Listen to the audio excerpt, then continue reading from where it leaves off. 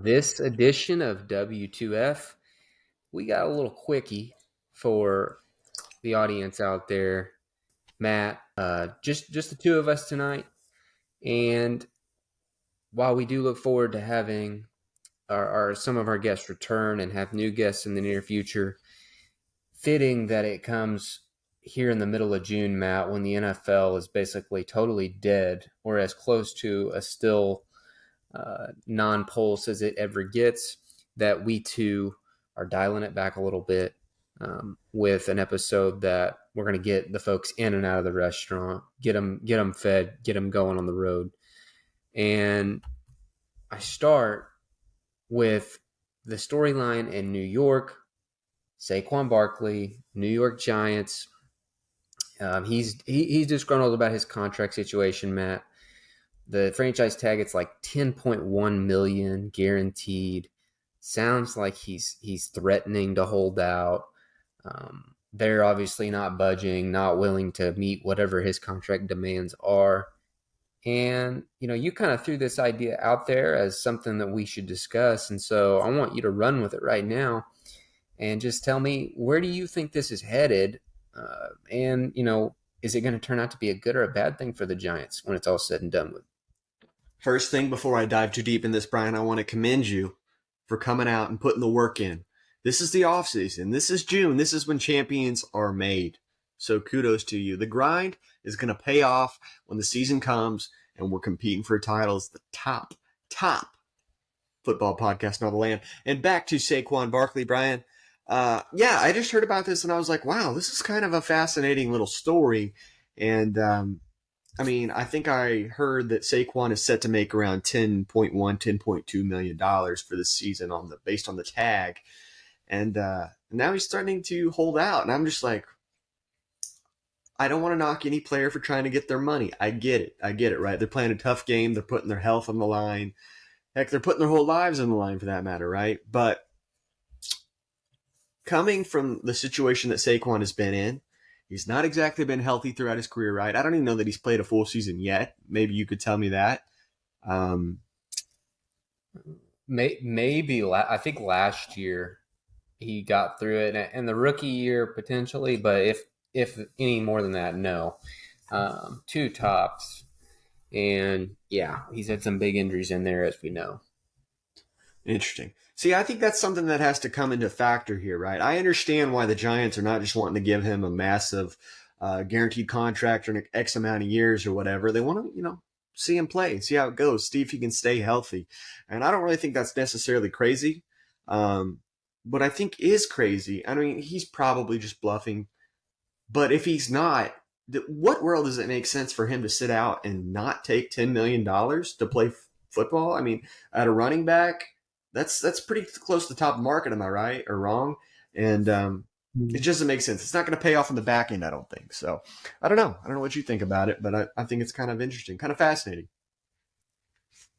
People forget, short memory, Saquon himself, like right after the Giants season ended, spoke with local media there, and he said something to the effect, I'm paraphrasing, of, hey, it was a great year. I also understand, like, I'm in no position to have astronomical demands because this was one season after a couple prior that were very, very injury riddled.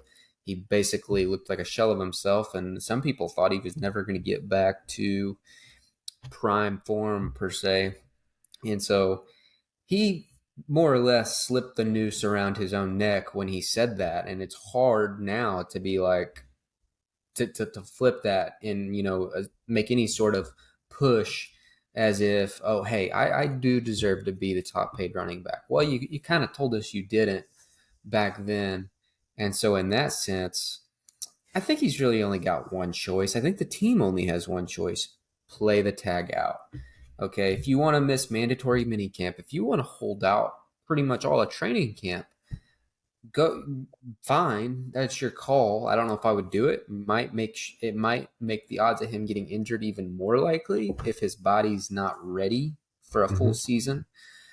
But there is no way he can afford to sit his ass down on the bench like Le'Veon Bell did years ago.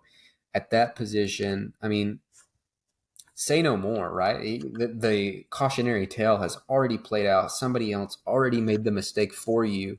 Saquon, go out there, get your 10 million, and try to put one more season together like you did last year. If you do that, somebody will pay him the deal he's looking for. That team will most likely, they will regret it. I don't care what kind of season he has this year, but somebody will give him that cash and he'll get to have a good season. Giants will probably be right back in the playoff hunt. Everybody wins. Yeah, and you brought up Le'Veon Bell there, right? He's the last guy that we can remember that, at least I can personally remember, that sat out, especially the running back position. And the thing about Le'Veon is at the time, he was probably the top back in the league, I would say. And I don't remember him getting injured too much either. But I do know that he said he regretted doing that. So I don't see how this would have any better outcome for Saquon. So I think that's something he should factor in this as well. So excellent point. Uphill battle. This Giants ownership, right? You got to imagine they have seen this franchise at its peak, 10 plus years ago, Super Bowls, winning titles with people at RB who they might as well have just picked him up off the street in the concrete jungle and said, "Hey, you want to suit up and just plow ass in the blue and the red?" Ahmad Bradshaw, remember Brandon Jacobs? I mean, these guys I, were dominant, but they were not second overall draft picks who were paid a ton of money, and they still worked out. So that's where like the people writing the checks, I'm sure they're smart enough to know there's a lot of risk involved. They've already paid him too, and that's what people don't talk about. When you're the number 2 pick, he's gotten paid astronomical money for a running back already in this day and age. So, I mean, I ain't losing any sleep for the guy.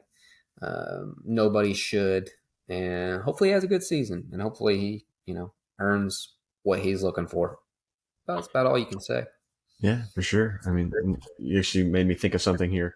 The Giants kind of having a tough go of it this offseason, right? They're getting bent over a barrel by, first off, Danny Dimes, which, I mean, his best Mm. season yet, but I mean, that's not really somebody you want to break off a ton of money to. Saquon, I mean, tremendous upside, but like I said, injury prone, hasn't really showed out his potential on the field for the most part. That's tough, man. That's a tough offseason right there, especially for a team trying to build. Going to another team who's had what most would probably say is a tough off season. The Green Bay Packers. Matt, I know a little bit about this. I've heard the video, the audio. This whole Jordan Love thing.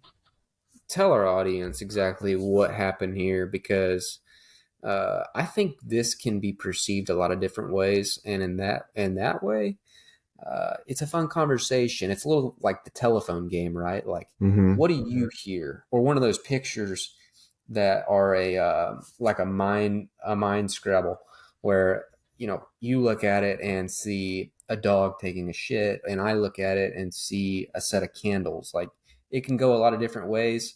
But this Jordan Love thing, what exactly did happen for our audience to know out there? Yeah, so to my understanding, a fan had asked Jordan Love to make a video.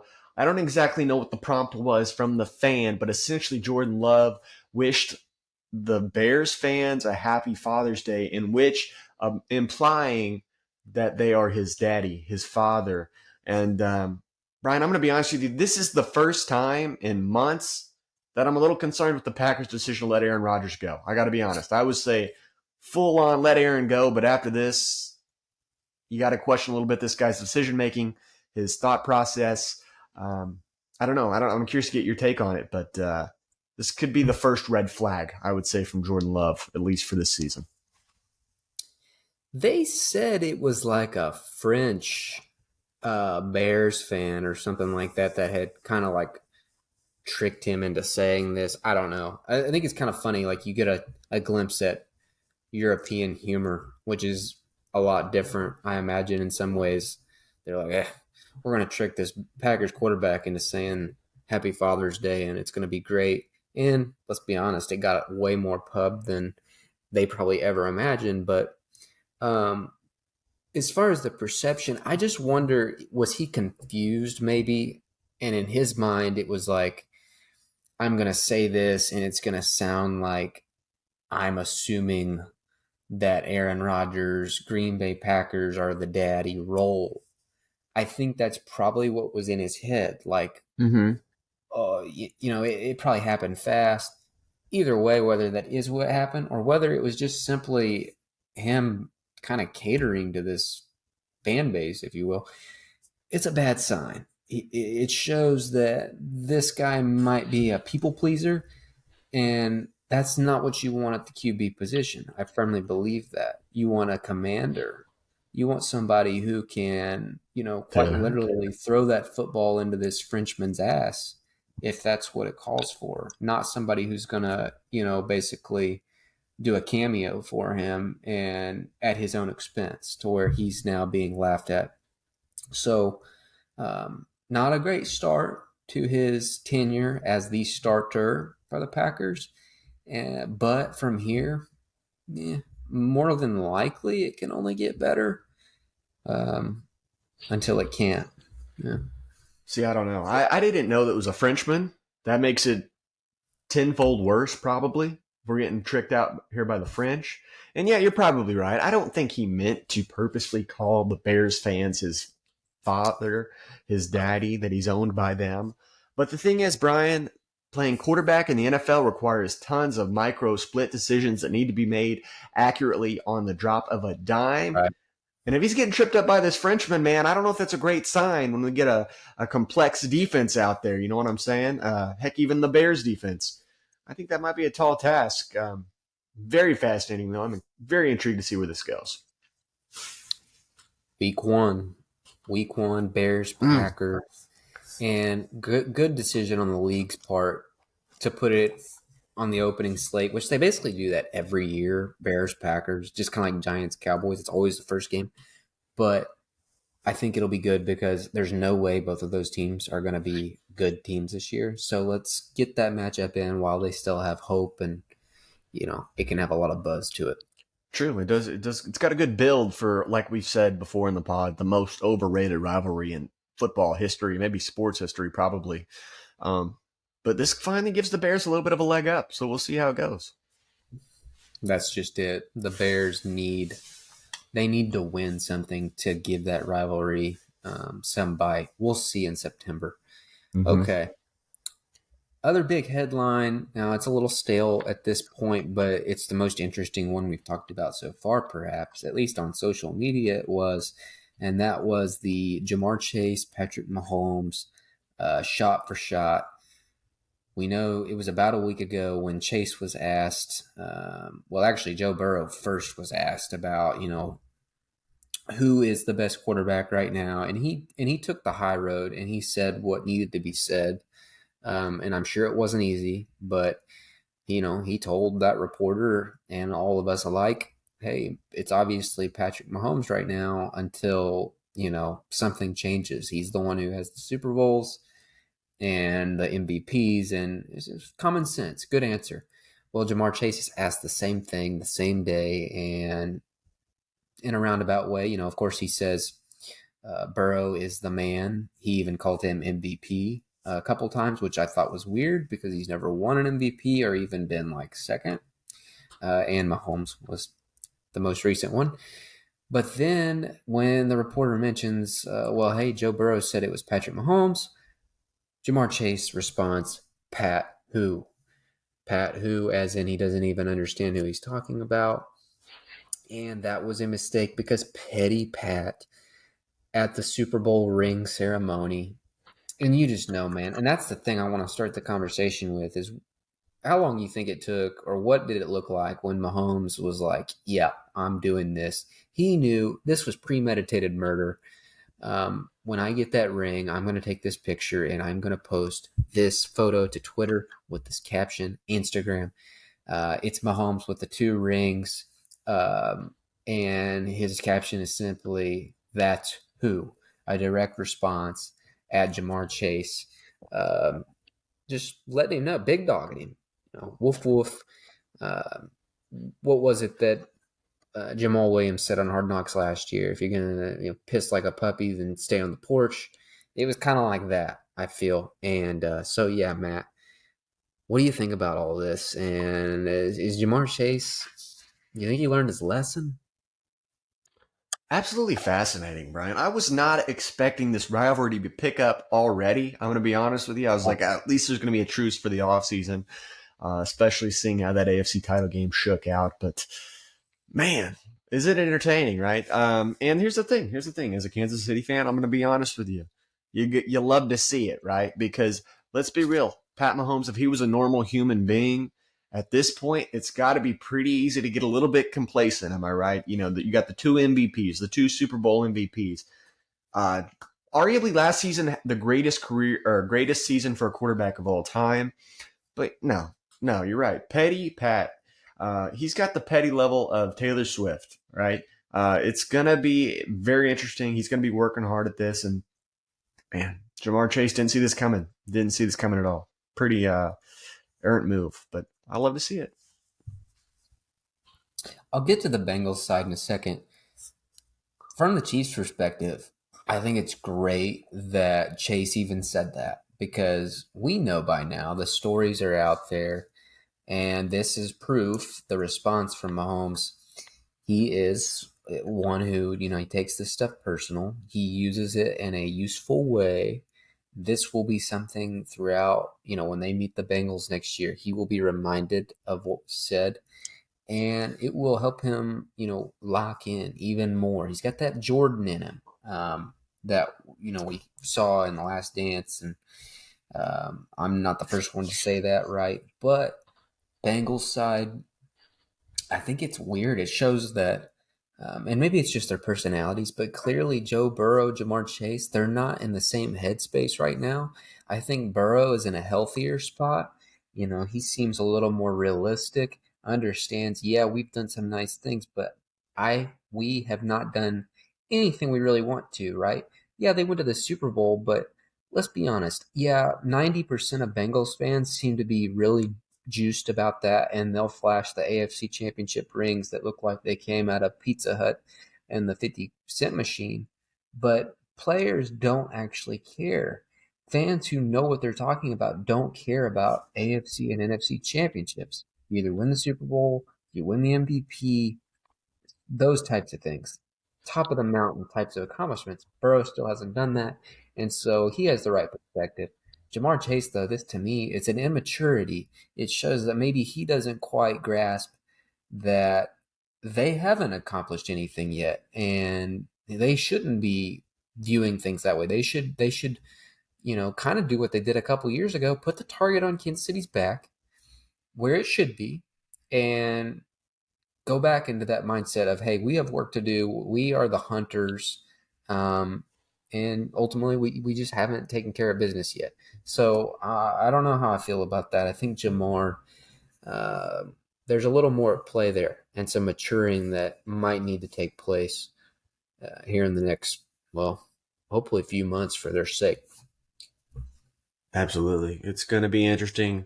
And let's say it, the rivalry has been renewed yet again, Brian. It's going to be running it back again this season if Cincinnati can hold up their end of the bargain. So I look forward to it nonetheless.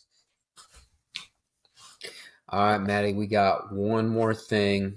I told the audience at the beginning it's going to be a quickie.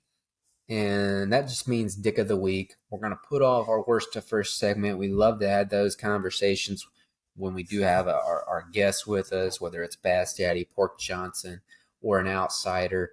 And so we'll put that on hold. Dick of the Week, though. Who do you have this week? It was hard for me, but I was able to eventually get one. I'll talk about it later. But for you, who would that person be? Yeah, I was also struggling to find a dick of the week, Brian, but then I did a little perusing. And then it's almost like God set a dick of the week right in my lap. You know what I'm saying, man? Mm. Have you heard uh, of a gentleman named Steve Lemke by chance?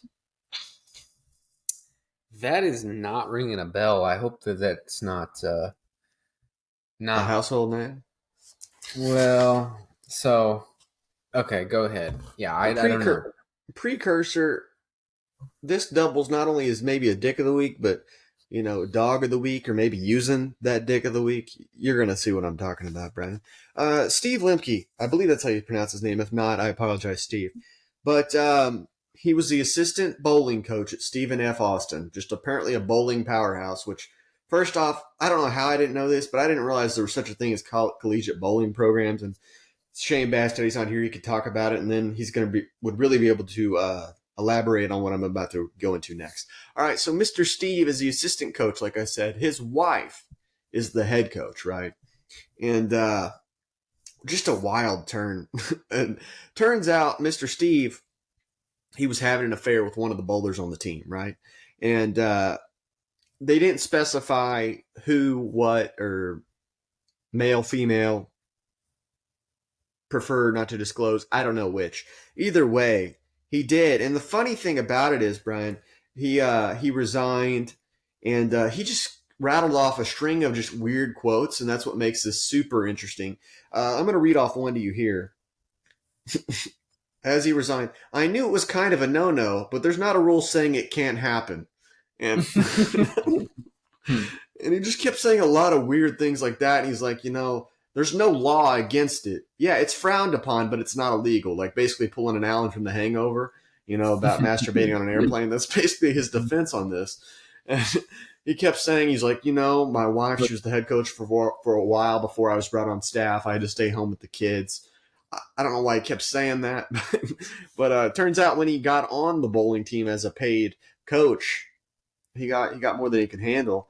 And I think I've been wondering the same thing that many listeners at home are probably going to be wondering. Do you think Steve is a practitioner of the bowling ball grip? You know what I'm saying? The classic 2 in the pink, 1 in the stink. So I thought that was a fun story that I haven't heard enough about. So, Mr. Steve Lemke. Bowlers might at the highest level, I could see there being a lot of overlap. Like this to me, if you had just said replace Steve Lemke with Bass Daddy, I could buy that entire story. That's got him written all over it, and I mean that respectfully. It's just, he's a 2 in the pink, 1 in the stink type of guy, I imagine. Actually, that's probably not true. Don't take that for my word, but yeah, 2 stink, 1 pink's what you meant. Yeah. Look, clearly he wasn't married to the job, and he took a little risk. He rolled the dice, the ball in this case, and he got burned. But it sounds to me like he's totally, okay with it. He knew, like, this is probably not what needs to take place, but he was willing to take the consequences, and here we are. And now he's going to do that same thing, most likely, without the job title attached. So he'll be just fine, unless this is going to get way worse. I don't know. Is this going to go beyond losing his job? Steve, I need to see a picture of this guy. I know. I haven't looked it up either. I'll throw it up here in the clip. And I know you said he wasn't married to the job, but he was married to the head coach, which is what makes this so juicy. So yeah, shout out Steve Lemke, man. He's got a little dog in him. You know what I'm saying? There's no rule against it. With a name like that, Steve Lemke, you just know sex crimes are either taking place, or if they're a younger kid in the near future. There's no way around it, and most likely a bald head too. Steve Lemke, definitely like a Rotary Club, Chamber of Commerce, backdoor sex crimes, possibly with kids. They definitely that type of guy.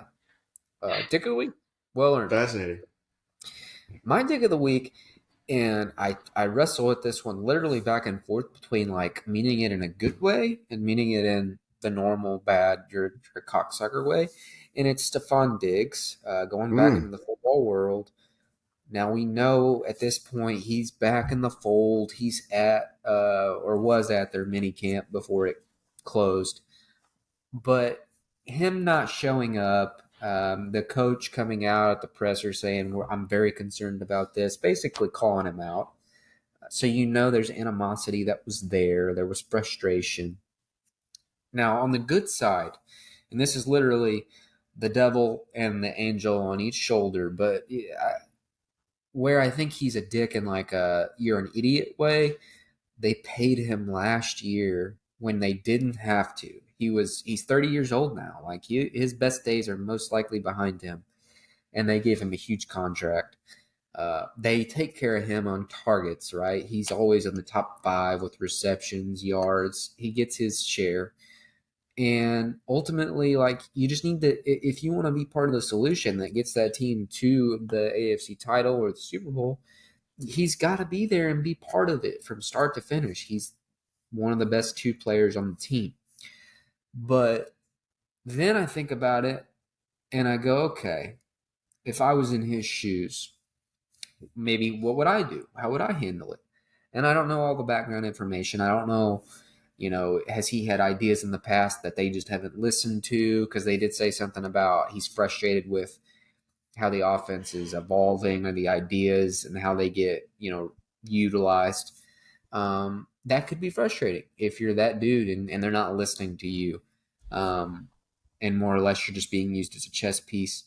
And I also respect just like he obviously cares. And it's a little bit of the reverse on Jamar Chase. Now, I know Jamar Chase cares. He's just as competitive as Diggs. But it's the way that it comes out. Like, he's tired of coming up short and that team not meeting expectations. And I truly think he would do just about anything it took to make that happen. I just think maybe he's a little misguided on how to make that happen. So that's where it's very hard to know whether I'm mad at him or not, if I'm a Bills fan at least. But it seems like they've made amends. We'll see where it goes. It's an interesting story, though, and it's something that's going to follow them throughout the year. If things are going bad, we're going to think back to this day in June, or even last January, after the Bengals game, and how it's like things were never the same potentially between Stephon Diggs and the Bills. Yeah, no, this doesn't pass the vibe check whatsoever. I don't really know where this stems from. I don't know if this stems from, he's just upset that Josh got some strange before the divisional round, just totally derailed the entire season, which, let's be real, they weren't going to beat the Bengals anyway. But I don't know. It's very fascinating. And I tell you, Brian, I don't know if you've noticed this right now. I don't know if there's something in the water. It seems like the diva receivers are firing up a little bit right now. Like you said, Stephon Diggs, Jamar Chase making a fool of himself. Tyreek Hill, allegations that he may have assaulted a man. I don't know if that's true or not true, but I do know what I do know is true, Brian. He came out with his list of top 5 running backs, and I don't know if this is just a total heel move or what, but I think you got to have a little bit more vision downfield and realize what you're doing. He had at the top of his list Adrian Peterson, which, don't get me wrong, is a great running back. But considering the allegations that you've dealt with over the years, I don't think I'm putting him at the top of the list. Dear listeners, if you're not familiar, Adrian Peterson got in trouble for, was it considered assault of his child? I don't know exactly. Yeah, whipping his child with a stick, I believe. So pretty severe stuff. Yeah. Right. So I don't know. Either way, these receivers are firing it up. I tell you, man. But yeah, as far as Stephon Diggs goes, if I was the Bills and I could get out of that in any way, I think I might do it and try to get as much as I can get out of him because I don't know, man. If he's going to be acting like this, I think they're shot before it even begins. Yeah, dude. The star receiver is like, I'm trying to think of this in layman's terms. I mean, it's kind of like when you have that guy, the best looking broad in the whole city, and you might have her for that moment, but you just know you're always one misstep, one bad move away from it being gone forever, from them totally exploding on you and possibly lighting your car on fire. And I just think as time goes on, like Stephon Diggs, he's been with the Bills about as long as he was with the Vikings. Well, what happened there? It soured, right? It eventually it just kind of unfolds in a bad way. Jamar Chase, he's now 2 years into his tenure. We'll see if he starts to show more signs. Tyreek, he started to do that in Kansas City, and in Miami, he's running the show basically. So he has full authority in a lot of ways. I just think it's those receivers. It can be a risky investment, and the Julio Jones of the world are very, very rare. the guys who just literally don't say anything, don't care, to be that prototypical diva. So we'll see. But if nothing else, they provide amazing storylines and also, of course, amazing highlights. AFC, my gosh, uh, can't wait. Can't wait to see what these types of guys do to either get their teams over the top or possibly set their entire organization on fire. Indeed. I'll be very interested to see if he starts treating Josh Allen like he did Kirk Cousins, yelling at him after, "What do you have, Kirk? Come on," stuff like that. That'd be fascinating. Yeah, yeah, I think if that does happen, Josh, at some point, like he's been very cordial so far and he said all the right things to the media. At some point, though, Josh is going to have to take a stand because it is his team. Um, and as he has shown on and off the field, he has the power to wield his cock however he pleases. They've gave him the checks that make that so. Yeah, and will continue to do so. All right, Amen. that will do it. Thanks for joining us on another W2F. Make sure you're liking, subscribing, commenting. Good, bad, we don't care. We just want some comments. And we appreciate you for making it to the end. Until next time, we'll talk to you later. Peace out. Take care.